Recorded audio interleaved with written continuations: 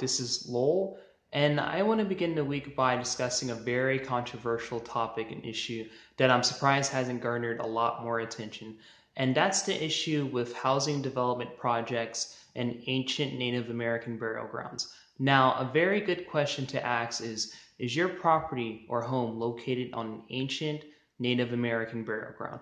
And there's actually a very high possibility that it might be, since a lot of these housing development project companies fail to disclose to the public and even to the people that reside on these properties that their home is on an ancient Native American burial ground.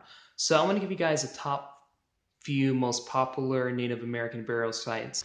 In Lakesburg, California, a 4,500-year-old Native American burial ground site and village was uncovered. But unfortunately, the contents were eventually destroyed, reburied, and paved over ahead of a multi-million-dollar home project development. And this 300-foot-long site contained ancient artifacts which dated before the era of King Tut's tomb. Not a single artifact was saved from this housing development project. In Lake Park, Lake County, California, for centuries, black custodian spear points and other ancient artifacts were found near the shore of Clear Lake, California. Looting of Native American artifacts is a very common occurrence, and it's done by people who have a total disregard to the cultural significance of these artifacts and their spiritual connection to the land. In Bolsa Chica Mesa, California, archaeologists unearthed 174 remains on a piece of land slated to become a residential community.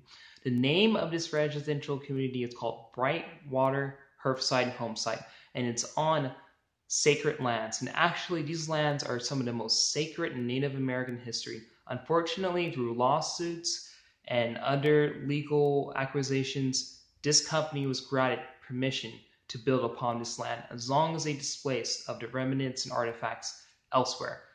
And a lot of times when these development project companies displace the remains and artifacts, they're done without the people's knowledge. So a lot of these Native American folks don't even know where these artifacts and human remains are dispersed to.